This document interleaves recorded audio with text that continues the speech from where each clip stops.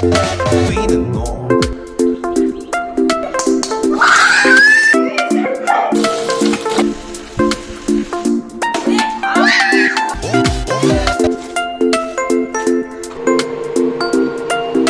Hello ನಮಸ್ಕಾರ, welcome back to my YouTube channel. ನಾನು ನಿಮ್ಮ ಕಾವ್ಯ ಗೌಡ.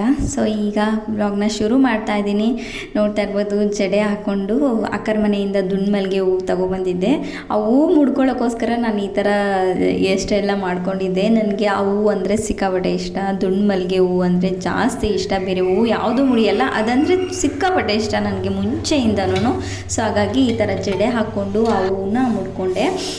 ಅದಾದಮೇಲೆ ಈಗ ಒಂದು ರೆಸಿಪಿನ ಶೇರ್ ಮಾಡ್ತಾಯಿದ್ದೀನಿ. ಅಂದರೆ ನಾನು ಫಸ್ಟ್ ಟೈಮ್ ಇದನ್ನು ಮಾಡಿದ್ದು, ತುಂಬಾ ಚೆನ್ನಾಗಿ ಬಂದಿತ್ತು. ಆ್ಯಂಡ್ ಇದು ಹೇಗೆ ಮಾಡೋದು ಅನ್ನೋದನ್ನ ನಾನು ಹೇಳ್ತೀನಿ. ಫಸ್ಟು ಇದು ಅಂದರೆ ವೈಟ್ ಎಗ್ನ ಮಾತ್ರ ಬಳಸ್ಕೊಂಡು ಎಗ್ ರೈಸ್ನ ಮಾಡ್ತಾ ಇರೋದು. ತುಂಬಾ ಚೆನ್ನಾಗಿತ್ತು, ಟು ಬಿ ಆನೆಸ್ಟ್. ರೆಸಿಪಿನ ಅದಕ್ಕೋಸ್ಕರ ನಾನು ನಿಮ್ಮ ಜೊತೆ ಶೇರ್ ಮಾಡ್ತಾಯಿದ್ದೀನಿ. ಈಗ ಏನೇನು ಬೇಕು ಅಂತ ತೊಗೊಳ್ತಾ ಇದ್ದೀನಿ. ಮೊಟ್ಟೆ ಬೇಯಿಸೋಕೆ ಇಟ್ಟಿದ್ದೀನಿ. ಈಗ ಚಿಕ್ಕದಾಗಿ ಈರುಳ್ಳಿ ಕಟ್ ಮಾಡ್ಕೊಂಡಿದ್ದೀನಿ, ಹಸಿಮೆಣ್ಸಿನ್ಕಾಯಿ, ಪುದೀನ, ಶುಂಠಿ, ಬೆಳ್ಳುಳ್ಳಿ, ಹಾಗೆ ಸ್ಪೈಸಸ್ಸು, ಪಲಾವ್ ಎಲೆ, ಚಕ್ರ ಮೊಗ್ಗು, ಮರಾಠಿ ಮೊಗ್ಗು, ಚಕ್ಕೆ, ಲವಂಗ ಏನಿರುತ್ತೆ ಅದು, ಒಗ್ಗರಣೆಗೆ ಕರಿಬೇವಿನ ಸೊಪ್ಪು. ಈಗ ಒಂದು ಮಿಕ್ಸಿ ಜಾರ್ ತೊಗೊಂಡು ಅದಕ್ಕೆ ಶುಂಠಿ ಬೆಳ್ಳುಳ್ಳಿ ಹಾಕ್ಕೊಂಡು ಪುದೀನ ಸೊಪ್ಪು, ಕೊತ್ತಂಬರಿ ಸೊಪ್ಪು ಇದ್ರೆ ಕೊತ್ತಂಬರಿ ಸೊಪ್ಪು ಆ್ಯಡ್ ಮಾಡ್ಕೊಳ್ಳಿ. ಇಲ್ಲಿ ಕೊತ್ತಂಬರಿ ಸೊಪ್ಪು ಇರಲಿಲ್ಲ, ಹಾಗಾಗಿ ಅದನ್ನು ಆ್ಯಡ್ ಮಾಡ್ಕೊಂಡಿಲ್ಲ. ಹಾಗೆ ಒಂದೆರಡು ಲವಂಗ, ಒಂದೆರಡು ಮೆಣಸು ಅಷ್ಟೇ. ನಾನು ನನಗೆ ನಮ್ಮ ಅಪ್ಪಂಗೆ ಇಬ್ಬರಿಗೆ ಮಾಡ್ತಾ ಇರೋದು, ಹಾಗಾಗಿ ಅಷ್ಟು ಮಾತ್ರ ಆ್ಯಡ್ ಮಾಡ್ಕೊಂಡಿದ್ದೀನಿ. ಸ್ವಲ್ಪ ಜಾಸ್ತಿ ಜನಕ್ಕೆ ಮಾಡೋದಾದರೆ ನೀವು ಸ್ವಲ್ಪ ಕ್ವಾಂಟಿಟಿನ ಜಾಸ್ತಿ ಮಾಡ್ಕೊಳ್ಳಿ. ಈಗ ನಮ್ಮ ಮನೇಲಿ ನಾವಿಬ್ಬರೇ ತಿನ್ನೋದಾಗಿರೋದು, ಹಾಗಾಗಿ ಇಬ್ಬರಿಗೆ ಮಾತ್ರ ಮಾಡ್ಕೊಳ್ತಾ ಇದ್ದೀನಿ. ಈಗ ಮೊಟ್ಟೆ ಎಲ್ಲ ಬೇಯಿಸ್ಲಿಕ್ಕೆ ಇಟ್ಟೆ. ಈ ಮೊಟ್ಟೆದೊಂದು ಕತೆ ಆಗೋಯ್ತು. ಮನೆಯಲ್ಲಿ ನಾಟಿ ಮೊಟ್ಟೆ ಇದ್ವು ಅಂತ ನಾಟಿ ಮೊಟ್ಟೆನ ಬೇಯಿಸಿ ಇಟ್ಕೊಂಡ್ರೆ ಫುಲ್ಲು ಈ ಬಿಸಿಲುಗಾಲ ಅಲ್ವಾ, ಫುಲ್ಲೆಲ್ಲ ನೀರು ಹೊಡ್ಬಿಟ್ಟಿದೆ. ಮೊಟ್ಟೆ ಎಲ್ಲ ಅಷ್ಟೋ ತನಕ ಬೇಯಿಸಿ ಎಲ್ಲ ಮಾಡಿದ್ದು ಎಲ್ಲ ವೇಸ್ಟ್ ಆಯಿತು. ಮತ್ತು ನಾರ್ಮಲ್ ಅಂಗಡಿ ಮೊಟ್ಟೆ ತೊಗೊಂಡು ಮತ್ತೆ ಬೇಯಿಸ್ಕೊಂಡು ಮತ್ತೆ ಮಾಡಿದ್ದಾಯಿತು.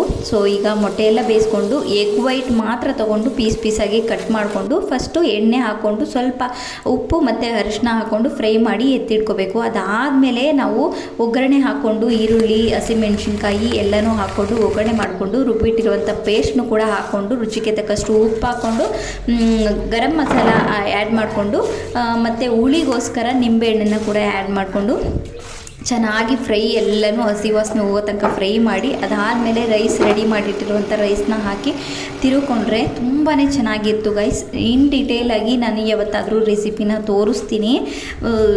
ಕೆಲವೊಂದು ಸ್ಟೆಪ್ಗಳು ಇಲ್ಲಿ ಮಿಸ್ ಆಗಿದೆ, ಬಟ್ ಆದರೆ ಸಿಕ್ಕಾಪಟ್ಟೆ ಚೆನ್ನಾಗಿತ್ತು. ಯಾರೆಲ್ಲ ಮೊಟ್ಟೆ ವಾಸನೆ ಬರುತ್ತೆ, ಎಗ್ ಸ್ಮೆಲ್ ಇಷ್ಟ ಆಗಲ್ಲ, ನಮಗೆ ತಿನ್ನೋಕ್ಕಾಗಲ್ಲ, ಅದಕ್ಕೋಸ್ಕರ ಎಗ್ ರೈಸ್ ತಿನ್ನೋಕ್ಕಾಗಲ್ಲ ಅಂತ ಹೇಳ್ತೀರಾ, ಸೊ ಈ ಒಂದು ಪ್ರೊಸೀಜರ್ನ ಫಾಲೋ ಮಾಡಿ. ತುಂಬಾ ಚೆನ್ನಾಗಿತ್ತು. ಎಗ್ ಫ್ರೈಡ್ ರೈಸ್ ಥರ ಸಿಕ್ಕಾಪಟ್ಟೆ ಚೆನ್ನಾಗಿ ಒಂದು ಸ್ವಲ್ಪನೂ ಮೊಟ್ಟೆ ವಾಸನೆ ಇಲ್ಲ. ಏಕೆಂದರೆ ನಾವು ಯೆಲ್ಲೋ ಕಲರ್ ಪಾರ್ಟ್ನ ಹಾಕೇ ಇಲ್ಲಲ್ವಾ, ಹಾಗಾಗಿ ಬರೀ ವೈಟ್ ಕಲರ್ ಪಾರ್ಟು. ನನಗೂ ಕೂಡ ಮೊಟ್ಟೆ ವಾಸನೆ ಅಂದರೆ ನನಗೆ ಇಷ್ಟ ಆಗಲ್ಲ, ಹಾಗಾಗಿ ನಾನು ತುಂಬ ಆಮ್ಲೆಟ್ ಹಾಕೋಕ್ಕೂ ಕೂಡ ಅದಕ್ಕೋಸ್ಕರನೇ ಇಷ್ಟಪಡಲ್ಲ. ನಾನು ಸ್ಮೆಲ್ ಬರುತ್ತೆ ಅನ್ನೋ ಕಾರಣಕ್ಕೆ ಮೊಟ್ಟೆ ಎಗ್ ಬುರ್ಜಿ ಮಾಡೋಕ್ಕೂ ಅದಕ್ಕೆ ಇಷ್ಟಪಡಲ್ಲ. ನಾನು ಯಾವಾಗಲೂ ಮೊಟ್ಟೆ ಬೇಯಿಸ್ಕೊಂಡೇ ತಿನ್ನೋದು ಜಾಸ್ತಿ ಪ್ರಿಫರ್ ಮಾಡ್ತೀನಿ. ಏನಕ್ಕಪ್ಪ ಅಂದರೆ ಈ ಸ್ಮೆಲ್ಗೋಸ್ಕರ ತುಂಬಾ ಜಾಸ್ತಿ ಸ್ಮೆಲ್ ಬರುತ್ತೆ. ಹಂಗಾಗಿ ಇವತ್ತು ಈ ಥರ ಟ್ರೈ ಮಾಡೋಣ ಅಂತ ನಾನು ಯೋಚನೆ ಮಾಡಿಕೊಂಡು ಈ ಥರ ಟ್ರೈ ಮಾಡಿದೆ. ತುಂಬಾ ಚೆನ್ನಾಗಿ ಬಂದಿತ್ತು. ನೆಕ್ಸ್ಟ್ ಡೇ ಬೆಳಗ್ಗೆ ಎದ್ದು ತಲೆಗೆ ಎಣ್ಣೆ ಎಲ್ಲ ಹಾಕ್ಕೊಂಡು ಈಗ ನೆಲ ಎಲ್ಲ ವಾಶ್ ಮಾಡಿಕೊಂಡು ಪೂಜೆಗೆ ರೆಡಿ ಮಾಡ್ಕೊಳ್ಳೋಣ ಅಂತ ನೆಲ ವಾಶ್ ಮಾಡ್ಕೊಳ್ತಾ ಇದ್ದೀನಿ. ಒಂದೊಂದು ಸರಿ ಹೊರಗಡೆ ಈ ರೀತಿ ಜಾಸ್ತಿ ನೀರು ಹಾಕಿ ನೆಲನ ವಾಶ್ ಮಾಡ್ತೀನಿ. ಒಂದೊಂದು ಸಾರಿ ನಾರ್ಮಲ್ ಮಾಪಲ್ಲಿ ಈಸಿಯಾಗಿ ಒರೆಸ್ಕೊಂಡು ಬಂದುಬಿಡ್ತೀನಿ. ಅಂದರೆ ಆವತ್ತಿನ ದಿನಕ್ಕೆ ಆ ಕ್ಷಣಕ್ಕೆ ಹೇಗಿರುತ್ತೆ ನೋಡಿ ಮೂಡು, ಆ ಥರ ಮಾಡ್ತಾಯಿರ್ತೀನಿ. ಇದರಲ್ಲಿ ನೀರು ತಳ್ಳೋದ್ರಿಂದ ಬೇಗ ಆರಿಬಿಡುತ್ತೆ, ಒರೆಸೋ ಅವಶ್ಯಕತೆನೇ ಇರಲ್ಲ. ಅಷ್ಟು ನೀಟಾಗಿ ನೀರೆಲ್ಲನೂ ಆರೋಗ್ಬಿಡುತ್ತೆ. ಇವಾಗ ಗಾಳಿ ಬೇರೆ ಇರುತ್ತೆ, ಬಿಸಿಲು ಬೇರೆ ಇರುತ್ತಲ್ವ, ಸೊ ಬೇಗನೆ ಆರುತ್ತೆ. ಅದಾದಮೇಲೆ ಸ್ನಾನ ಮಾಡಿಕೊಂಡು ಈ ರೀತಿ ಪೂಜೆನೂ ಕೂಡ ಮಾಡಿದೆ. ಒಂದು ಬ್ಲಾಗಲ್ಲಿ ನಮ್ಮ ಅಕ್ಕನ ಮಕ್ಕಳು ಕೂಡ ಬಂದಿದ್ದಾರೆ. ಅಂದರೆ ನಮ್ಮ ನಿಶ್ಚು ಬಂದಿದ್ದಾಳೆ, ನಮ್ಮ ನಿರೀಕ್ಷೆ ಬಂದಿಲ್ಲ. ಆ್ಯಂಡ್ ನಮ್ಮ ಸಿಂಚು ಕೂಡ ಬಂದಿದ್ದಾಳೆ, ನಮ್ಮ ಗೌಡ ಬಂದಿದ್ದಾನೆ, ಎಲ್ಲರೂ ಇದ್ದಾರೆ ಈ ಒಂದು ಬ್ಲಾಗಲ್ಲಿ. ಸೊ ಈಗ ಬಂದಿದ್ದರು. ನಾವು ಹಿಂಗೆ ಸುಮ್ಮನೆ ಕ್ರಿಕೆಟ್ ಆಡೋಣ ಅಂತ ಆಡ್ತಾಯಿದ್ವಿ. ಇದು ಫನ್ನು, ಅಂದರೆ ಅದು ಒರಿಜಿನಲ್ ಬ್ಯಾಟು ಬಾಲ ಏನಿಲ್ಲ ಗೈಸ್, ಬಟ್ ಸುಮ್ಮನೆ ಆಡ್ತಾಯಿದ್ವಿ.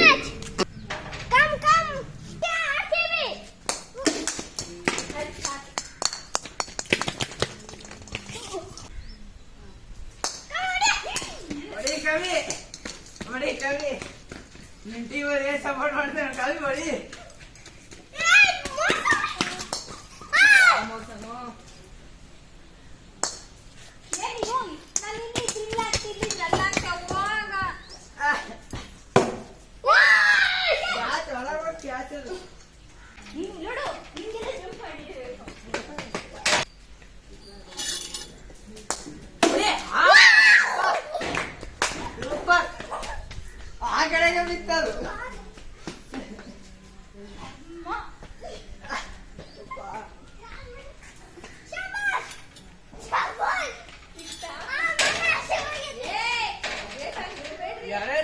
ಎರಡು ಮನೆ ದಾಟು ಎಷ್ಟು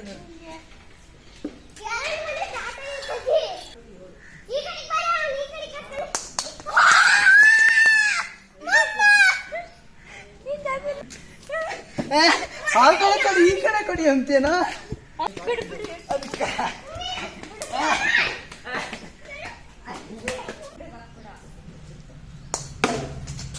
ಅಷ್ಟೇ.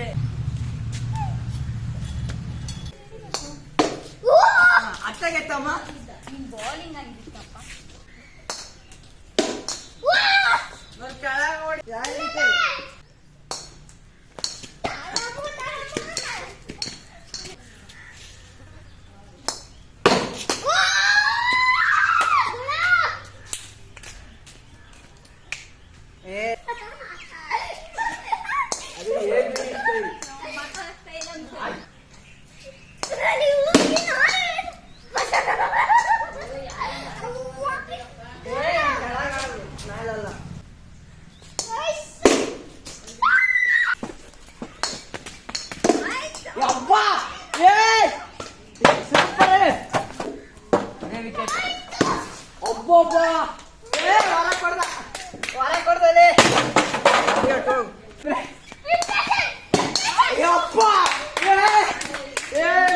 ಸ್ಪೀಡ್ ಬಾಲ್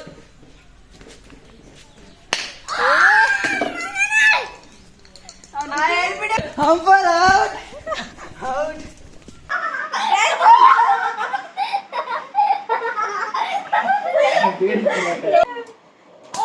ನೀನು ಓವರ್ ಆಕ್ಟಿಂಗ್ ಆಡ್ಬೇಡ ಕಣ. ಹೆಂಗಿತ್ತ ರೀಲ್ಸು?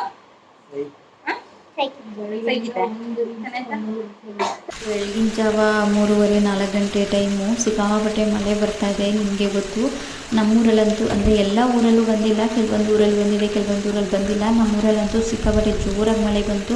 ನಮ್ಮ ಮನೆಯಲ್ಲಿ ಒಂದು ನಾಯಿ ಮರಿ ತೊಗೊಂಡು ಬಂದಿದ್ವಿ ನಮ್ಮ ಅಜ್ಜಿ ಮನೆಯಿಂದ. ಆ ನಾಯಿ ಮರಿನ ಅಲ್ಲಿ ಕಟ್ತೀವಿ. ಅದು ಕೆಳಗಡೆ ಮಲ್ಕೊಳ್ಳೋಕ್ಕೆ ಮಳೆ ಬಂದರೆ ನೆನೆದೇ ಇರೋಕ್ಕೆಲ್ಲ ಜಾಗ ಐತೆ. ಮಂಚದ ಕಾಲಿ ಕಟ್ಟಿದ್ರೆ ಅದು ಫುಲ್ಲು ಸುತ್ತಾಕೊಂಡು ಹೊರಗಡೆನೇ ಬಂದು ಮಳೆಯಲ್ಲಿ ನೆಂದು ಅರಿಸ್ತಾ ಇದೆ, ಕಿರಿಸ್ತಾ ಇದೆ. ಏನಕ್ಕೆ ಈ ಥರ ಮಾಡ್ತಾ ಇದೆ, ಅಳ್ತಾ ಇದೆ, ಕಿರಿಸ್ತಾ ಇದೆ ಅಂತ ಬಂದು ನೋಡಿದ್ರೆ ನೆನೀತಾ ಇದೆ. ಮತ್ತು ಹಂಗೆ ಬಂದು ರೆಡಿ ಮಾಡಿ ಒಳಗಡೆ ಬಿಟ್ಟು ಹೋದ್ವಿ. ಸಿಕ್ಕಾಪಟ್ಟೆ ಬೆಳಗಿನ ಜಾವ 3:30-4 ಗಂಟೆ ಹಿಂಗೆ ಸಿಂಚೋರು ನಮ್ಮ ಬ್ಲಾಗಲ್ಲಿ ಕಾಣಿಸ್ಕೊಡ್ತಾ ಇದ್ದಾರೆ. ಆ್ಯಂಡ್ ನಮ್ಮ ಗೌಡ ಅವರು ಪಲಾವ್ ಮಾಡ್ತಾ ಇದ್ದೀವಿ. ಮಾಡ್ತಾ ಇದ್ದಾರೆ. ನಾನು ಹಿಂಗೆ ನಿಂತಿದ್ದೀನಿ.